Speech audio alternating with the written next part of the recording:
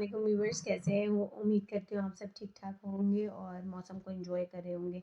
आज मैं एक क्वेश्चन के जवाब के लिए वीडियो बना रही हूँ। बेसिकली जो इंटरमिटेंट फास्टिंग पे मैंने एक वीडियो की थी और उससे रिलेटेड एक क्लाइंट मेरे पास आए थे कि भाई आपकी वीडियो देखी, मैंने इंटरमिटेंट फास्टिंग की, लेकिन इन मेरा 1 महीने में वज़न जो है उसमें 19-20 का भी फ़र्क नहीं आया।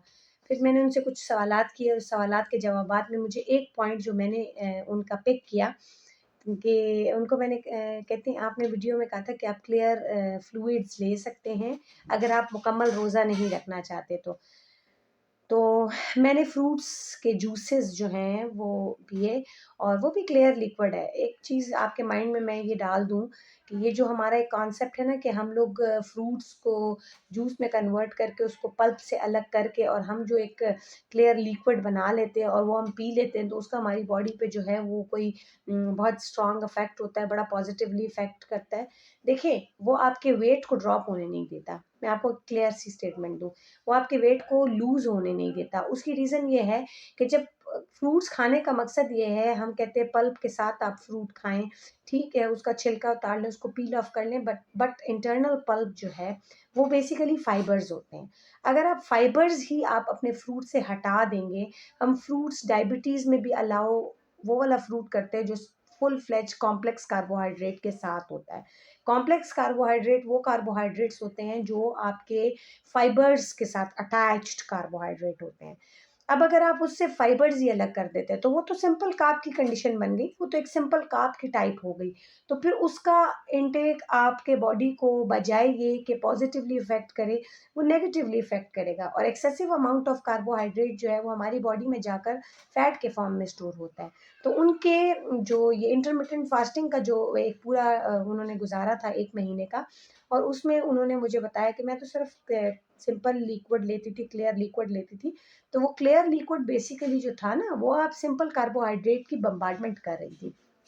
आप जो हैं, मैंने अपने इंटरमिटेंट फास्टिंग के वीडियो में एक क्लियर स्टेटमेंट दी थी कि क्लियर लिक्विड से मुराद ये था कि पानी, कहवा विदाउट शुगर, चाय विदाउट शुगर, ठीक है?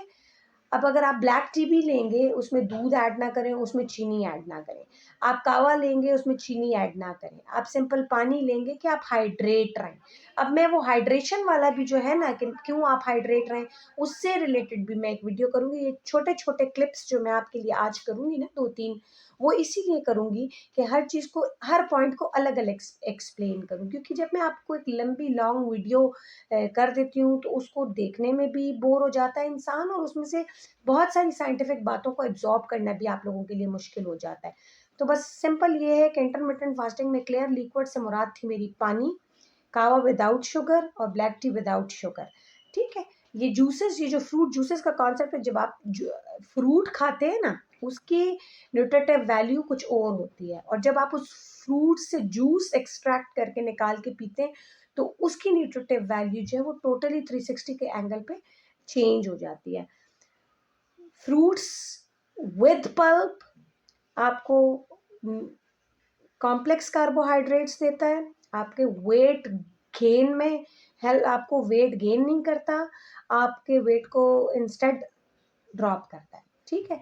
बट आप उसी फ्रूट को कन्वर्ट कर दें सिंपल जूस के अंदर और उससे पल्प हटा दें, तो वो जूस आपके वेट को गेन करता है, वो आपको नेगेटिवली इफ़ेक्ट करता है। ठीक है कि वो आपको हाइड्रेट रखता है, लेकिन उसके साथ-साथ वो आपको सिंपल कार्बोहाइड्रेट्स की बम्बार्डमेंट करता है। होपफुली आपने मेरा पॉइंट पिक कर लिया होगा। तो ये एक क्वेश्चन का आंसर था और ये एक बात थी जो मैंने उनकी स्टेटमेंट में से निकाली थी और मैंने कहा ये आज आपको क्लियर कर दूं कि आप अगर फ्रूट्स विद पल्प खाएंगे तो वो आपको पॉजिटिवली इफेक्ट करेगा और अगर फ्रूट्स विदाउट पल्प यानी उसको जूस में कन्वर्ट करके खाएंगे तो उसका थोड़ा सा नेगेटिव इम्पैक्ट आपके वेट गेन पे होगा। इसी के साथ मैं इजाज़त चाहूँगी। अपना बहुत ज़्यादा ख्याल रखें, दुआओं में याद रखें। अल्लाह हाफिज़।